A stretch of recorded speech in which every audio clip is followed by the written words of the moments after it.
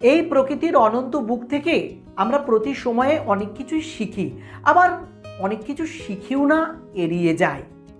আমরা এ কারণেই বিভিন্ন সময়ে বিভিন্ন জায়গায় ছুটে যাই বিভিন্ন জিনিস দেখতে।